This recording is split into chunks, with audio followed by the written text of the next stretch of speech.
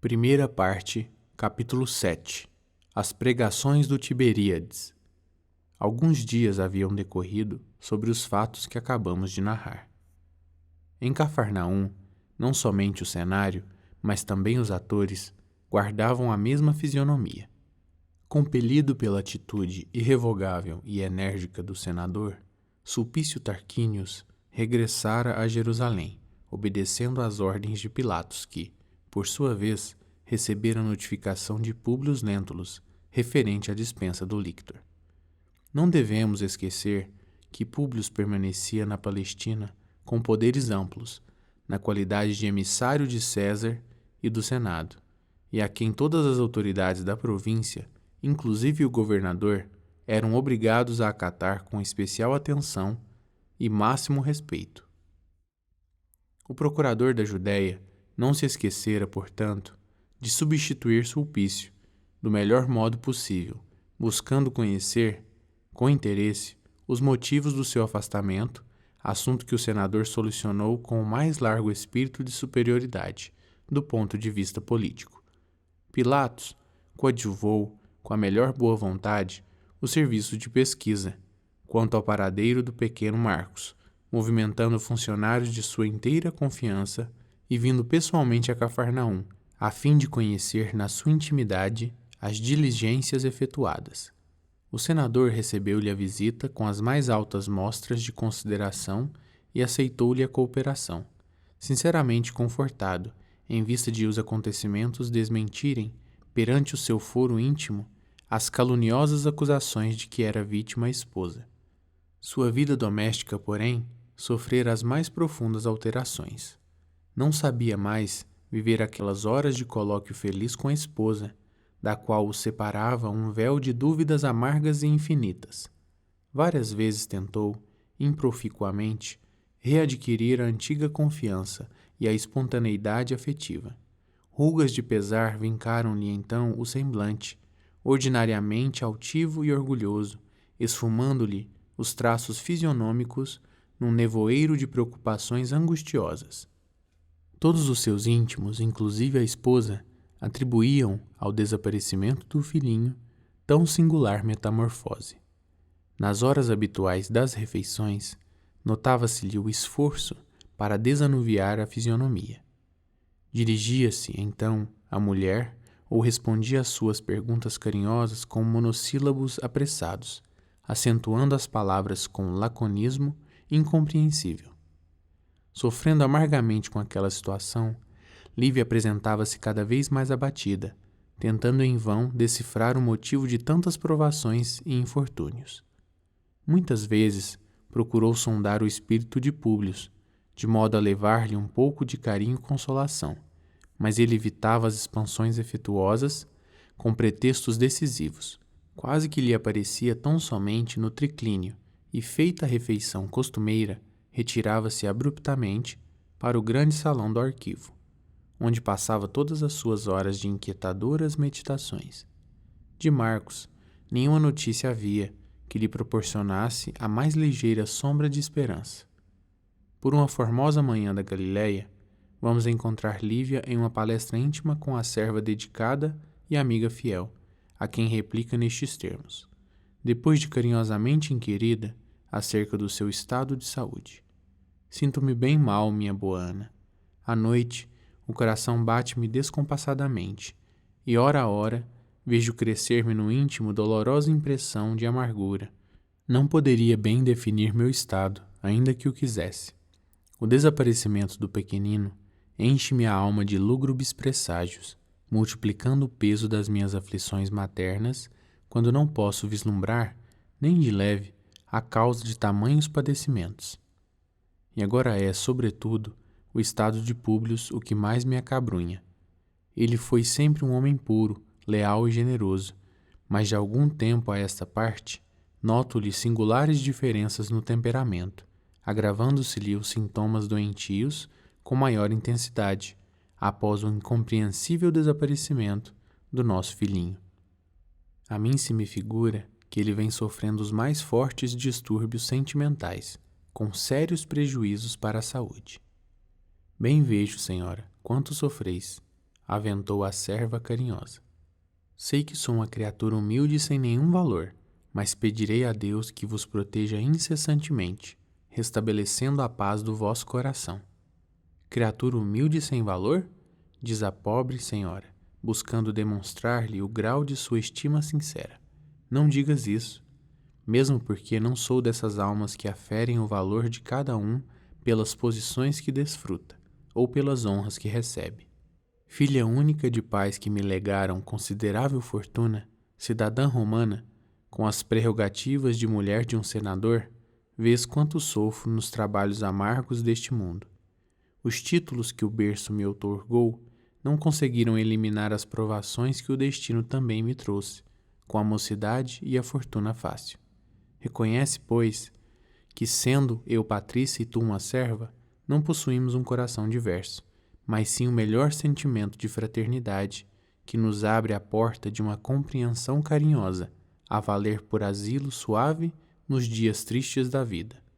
De mim para comigo, sempre supus, contrariamente à educação recebida, que todas as criaturas são irmãs, filhas de uma origem comum, sem conseguir atinar com as linhas divisórias entre aqueles que possuem muitos haveres e muitos títulos e os que nada possuem neste mundo além do coração, no qual costumo localizar os valores de cada um nesta vida.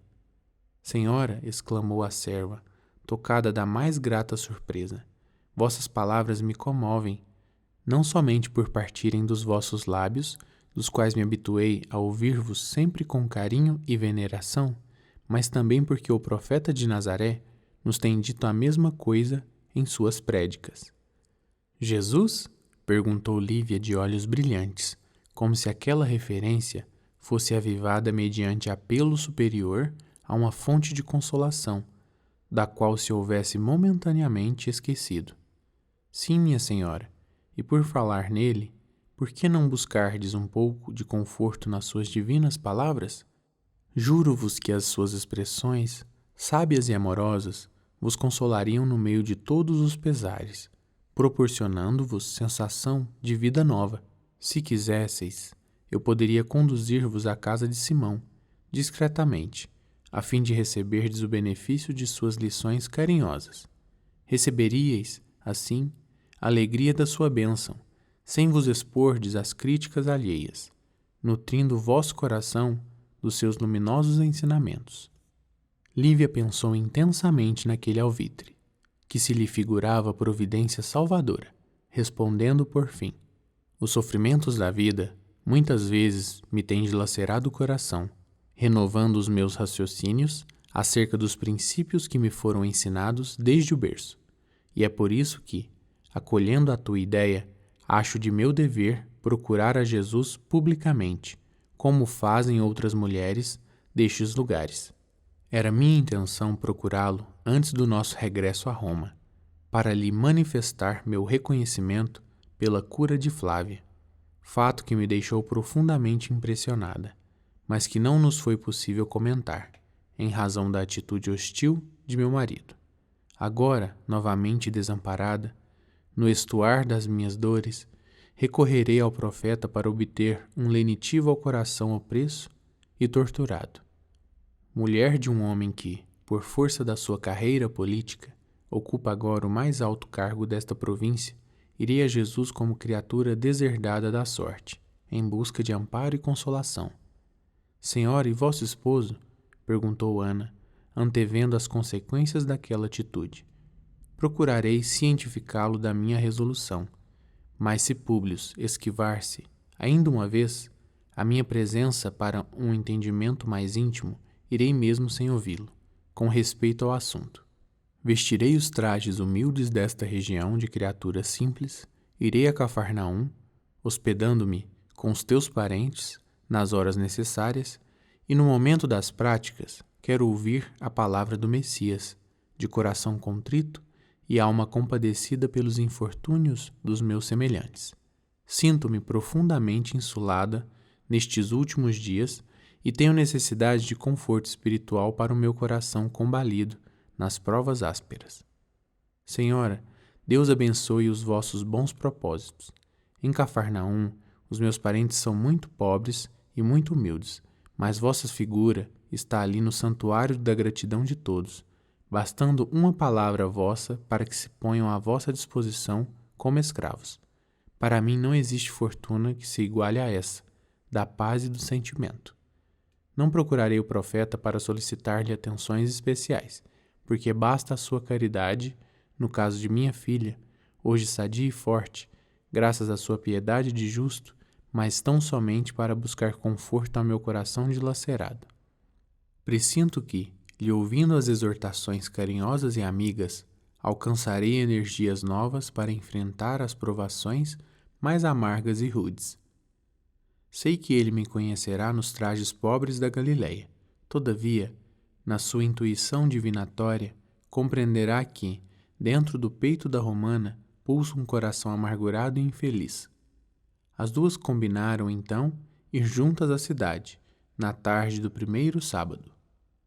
Embalde procurou Lívia uma oportunidade para solicitar a ambiciosa permissão do marido, a favor da sua pretensão. Inúmeras vezes buscou, improficuamente, sondar o espírito de Públio, cuja frieza lhe afugentava a coragem para a necessária consulta.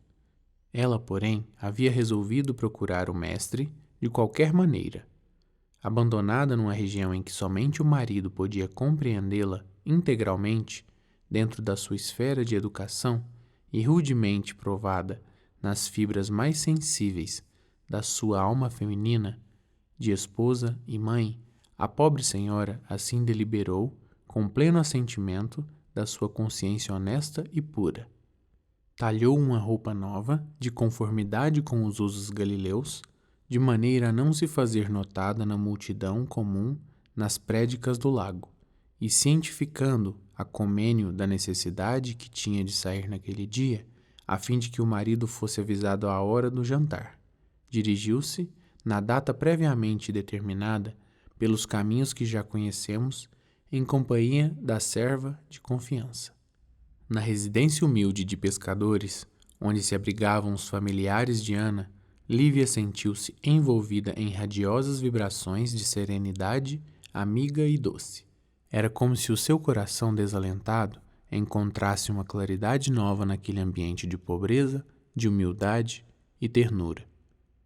A figura patriarcal do velho Simeão, da Samaria, porém, destacava-se a seus olhos entre todos os que a receberam com as mais elevadas demonstrações de carinhosa bondade. Do seu olhar profundo e das cãs veneráveis emanavam as doces irradiações da maravilhosa simplicidade do antigo povo hebreu, e a sua palavra, ungida de fé, sabia tocar os corações nas cordas mais sensíveis, quando narrava as ações prodigiosas do Messias de Nazaré. Lívia, acolhida por todos com simpatia franca, parecia devassar um mundo novo, até então desconhecido na sua existência. Confortava-lhe, sobremaneira, a expressão de sinceridade e candura daquela vida simples e humilde, sem atavios nem artifícios sociais, mas também sem preconceitos nem fingimentos perniciosos. À tardinha, confundida com os pobres e os doentes que iam receber as bênçãos do Senhor, vamos encontrá-la de coração aliviado e sereno, esperando o momento ditoso de ouvir do Mestre uma palavra de amor e consolação. O crepúsculo de um dia claro e quente emprestava um reflexo de luz dourada a todas as coisas e a todos os contornos suaves da paisagem. Encrespavam-se as águas mansas de Tiberíades ao sopro carinhoso dos favônios da tarde, que se impregnavam do perfume das flores e das árvores. Brisas frescas eliminavam o calor ambiente, espalhando sensações agradáveis de vida livre, no seio robusto e farto da natureza. Afinal, todos os olhares se dirigiam para um ponto escuro que se desenhava no espelho cristalino das águas, muito ao longe, no horizonte. Era a barca de Simão, que trazia o mestre para as dissertações costumeiras. Um sorriso de ansiedade e de esperança clareou então todos aqueles semblantes que o aguardavam, no desconforto de seus sofrimentos. Lívia reparou aquela turba que, por sua vez, também lhe notara a estranha presença. Operários humildes, pescadores rudes, mães numerosas, em cujos rostos macerados se podiam ler as histórias amargas dos mais incríveis padecimentos, criaturas da plebe, anônima e sofredora, mulheres adúlteras, publicanos gozadores da vida, enfermos desesperados e crianças numerosas, que traziam consigo os estigmas do mais doloroso desamparo. Conservava-se Lívia ao lado do velho Simeão, cuja expressão fisionômica de firmeza e doçura inspirava o mais profundo respeito aos que se lhe aproximavam. E quantos lhe notavam o delicado perfil romano, enfiada na simplicidade do traje galileu, presumiam na sua figura alguma jovem de Samaria da Judéia, que tivesse vindo igualmente de longe, atraída pela fama do Messias. A barca de Simão acostara brandamente à margem, ensejando a que o mestre se dirigisse ao local costumeiro de suas lições divinas. Sua fisionomia parecia transfigurada em resplendente beleza. Os cabelos, como de costume, caíam-lhe aos ombros, à moda dos nazarenos, esvoaçando levemente aos ósculos cariciosos dos ventos brandos da tarde. A esposa do senador não pôde mais despregar os olhos deslumbrados daquela figura simples e maravilhosa. Começara o mestre um sermão de beleza inconfundível, e suas palavras pareciam tocar os espíritos mais empedernidos, figurando-se que os ensinamentos ressoavam nas devezas de toda a Galiléia, ecoando pelo mundo inteiro, previamente modelados para caminhar no mundo com a própria eternidade. Bem-aventurados os pobres de espírito, porque a eles pertencerá o reino de meu Pai que está nos céus. Bem-aventurados os pacíficos, porque possuirão a terra. Bem-aventurados os sedentos de justiça, porque serão saciados. Bem-aventurados os que sofrem e choram, porque serão consolados nas alegrias eternas do reino de Deus. E a sua palavra enérgica e branda disse da misericórdia do Pai Celestial, dos bens terrestres e celestes, do valor das inquietações e angústias humanas, acrescentando que viera ao mundo não para os mais ricos e mais felizes, mas para consolar os mais pobres e deserdados da sorte. A assembleia heterogênea escutava-o embevecida nos seus transportes de esperança e gozo espiritual. Uma luz serena e cariciosa parecia vir do Hébron, clarificando a paisagem em tonalidade de opalas e safiras eterizadas. A hora ia adiantada e alguns apóstolos do Senhor resolveram trazer alguns pães aos mais necessitados de alimento. 2 grandes cestos de merenda frugal foram trazidos, mas os ouvintes eram em demasia numerosos. Jesus, porém, abençoou-lhes o conteúdo e, como num suave milagre, a escassa provisão foi repartida em pequenos pedaços que foram religiosamente distribuídos por centenas de pessoas. Lívia recebeu igualmente a sua parte, e ao ingeri-la, sentiu um sabor diferente, como se houvera sorvido um remédio apto a lhe curar todos os males da alma e do corpo, porque uma certa tranquilidade lhe anestesiou o coração flagelado e desiludido. Comovida até às lágrimas, viu que o mestre atendia, caridosamente, a numerosas mulheres, entre as quais muitas, segundo o conhecimento do povo de Cafarnaum, eram de vida dissoluta e criminosa. O velho Simeão quis também aproximar-se do Senhor, naquela hora memorável da sua passagem pelo planeta. Lívia acompanhou-o automaticamente, e em poucos minutos achavam-se ambos diante do mestre, que os acolheu com seu generoso e profundo sorriso. Senhor, exclamou respeitosamente o ancião de Samaria, que deverei fazer para entrar um dia no vosso reino? Em verdade te digo, replicou-lhe Jesus carinhosamente, que muitos virão do Ocidente e do Oriente, procurando as portas do céu, mas somente encontrarão o reino de Deus e de sua justiça aqueles que amarem profundamente, acima de todas as coisas da terra, ao nosso Pai que está nos céus, amando o próximo como a si mesmos. E espraiando o olhar compassivo e misericordioso por sobre a assembleia vasta, continuou com doçura: muitos também, dos que foram aqui chamados, serão escolhidos para o grande sacrifício que se aproxima. Esses me encontrarão no reino celestial, porque as suas renúncias hão de ser o sal da terra e o sol de um novo dia. Senhor, aventurou o ancião, com os olhos rasos de lágrimas, tudo faria eu por ser um dos vossos escolhidos. Jesus, porém, fitando fixamente o patriarca de Samaria, murmurou com infinita ternura: Simeão, vai em paz e não tenhas pressa, porque em verdade aceitarei o teu sacrifício no momento oportuno. E estendendo o raio de luz dos seus olhos até a figura de Lívia, que lhe devorava as palavras com a sede ardente da sua atenção, exclamou com as claridades proféticas de suas exortações: quanto a ti, regozija-te em nosso Pai, porque as minhas palavras e ensinamentos te tocarão para sempre o coração. Vai e não descreias, porque tempo virá em que saberei aceitar as tuas abnegações santificantes. Essas palavras foram ditas numa tal atitude que a esposa do senador não teve dificuldade em lhes apreender o sentido profundo para um futuro distante. Aos poucos dispersou-se a grande assembleia dos pobres, dos enfermos e dos aflitos. Era noite, quando Lívia e Ana regressaram à casa solarenga, confortadas pelas graças recebidas das mãos caridosas do Messias. Profunda sensação de alívio e conforto inundava-lhe a alma.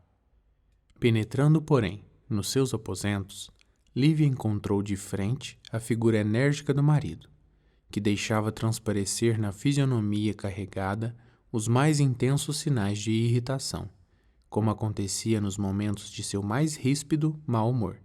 Ela notou-lhe a exacerbação de ânimo, mas, ao contrário de outras vezes, parecia inteiramente preparada para vencer as mais tremendas lutas do coração, porque com serenidade imperturbável o encarou face a face, enfrentando-lhe o olhar suspeitoso.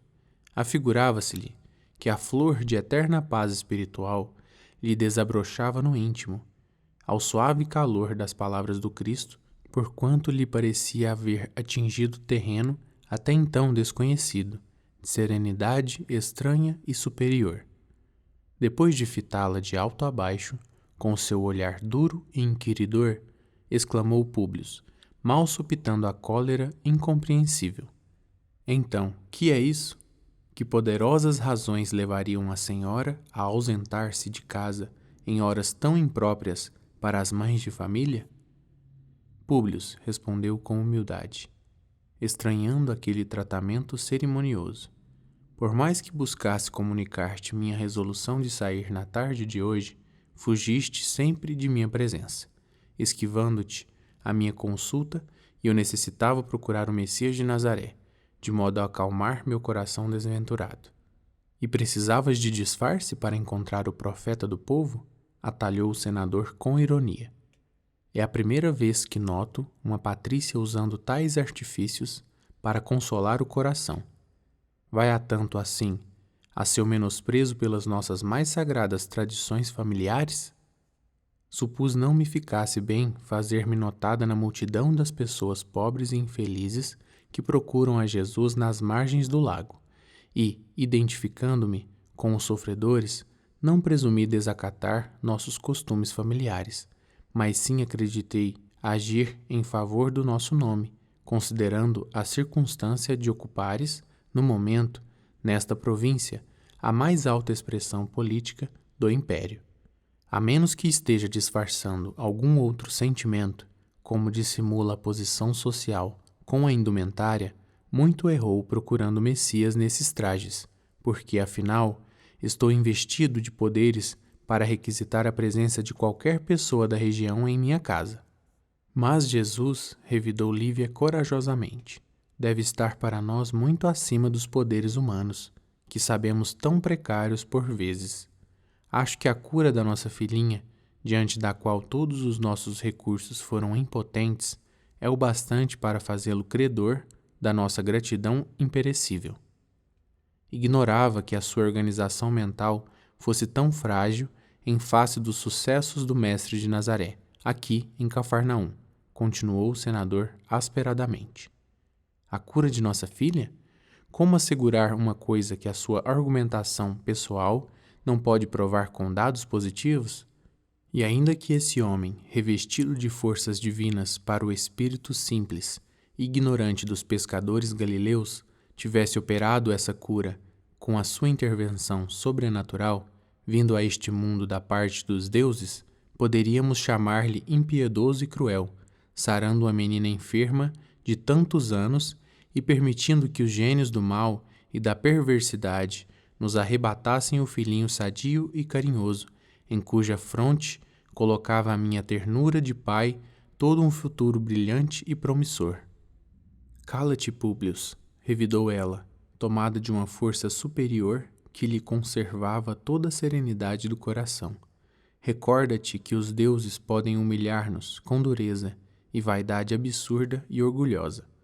Se Jesus de Nazaré nos curou a filhinha bem-amada, que apertávamos nos braços frágeis contra os poderes imensos da morte, podia permitir que fôssemos tocados no mais sagrado sentimento de nossa alma, com o incompreensível desaparecimento do nosso Marcos, para que nos sentíssemos inclinados à piedade e à comiseração pelos nossos semelhantes.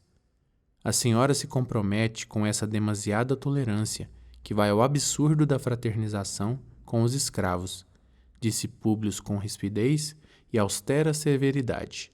Tal atitude de sua parte me fez pensar, seriamente, que a sua personalidade mudou no decurso deste ano, porque as suas ideias, longe do nível social da sede do império, baixaram ao terreno dos sentimentos mais relaxados, em face da compostura que se exige da mulher de um senador ou da matrona romana. Lívia ouvira angustiadamente as palavras injustificáveis do marido. Nunca o vira tão irritado em todo o transcurso da vida conjugal, mas verificara em si própria uma renovação singular, como se o pão rústico, abençoado pelo mestre, lhe transfigurasse as mais recônditas fibras da consciência. Seus olhos se enchiam de lágrimas, não por orgulho ferido ou pela ingratidão que aquelas admoestações injustas revelavam, mas com profunda compaixão do esposo, que não a compreendia, e adivinhando a dolorosa tempestade que lhe fustigava o coração generoso, porém arbitrário, no plano de suas resoluções. Serena e silenciosa, não se justificou perante as severas reprimendas. Foi quando, então, compreendendo que aquele atrito não deveria prosseguir, dirigiu-se o senador para a porta de saída do apartamento, abrindo-a com estrépito, a exclamar: jamais fiz uma viagem tão penosa e tão infeliz. Gênios malditos parecem presidir às minhas atividades na Palestina, porque se curei uma filha, perdi um filhinho no desconhecido e começo a perder a mulher no abismo das irreflexões e da incoerência, e acabarei também perdendo-me para sempre. Dizendo-o, bateu a porta com toda a força dos seus movimentos instintivos, encaminhando-se ao gabinete, enquanto a esposa, de coração genuflexo, dirigiu o pensamento para aquele Jesus carinhoso e terno, que veio ao mundo para salvar todos os pecadores. Lágrimas dolorosas fluíam-lhe dos olhos, fixos ainda na paisagem do lago de Genezaré, aonde parecia haver regressado em espírito novamente. Lá estava o mestre, em atitudes doces de prece, cravando nas estrelas do céu os olhos fulgurantes. Figurou-se-lhe que Jesus também lhe notara a presença naquela hora sombria da noite, porque desviara o olhar fúlgido do firmamento constelado e estendia-lhe os braços compassivos e misericordiosos, exclamando com infinita doçura: Filha, deixa que chorem os teus olhos as imperfeições da alma que o nosso Pai destinou para a gêmea da tua. Não esperes deste mundo mais que lágrimas e padecimentos, porque é na dor que os corações se lucificam para o céu. Um momento chegará em que te sentirás no acume das aflições, mas não duvides da minha misericórdia, porque no momento oportuno, quando todos te desprezarem, eu te chamarei ao meu reino de divinas esperanças, onde poderás aguardar teu esposo no curso incessante dos séculos. Pareceu-lhe que o mestre continuaria a embalar-lhe o coração com suaves e carinhosas promessas de bem-aventurança, mas um ruído qualquer a separara daquela visão de luz e de felicidade indefiníveis.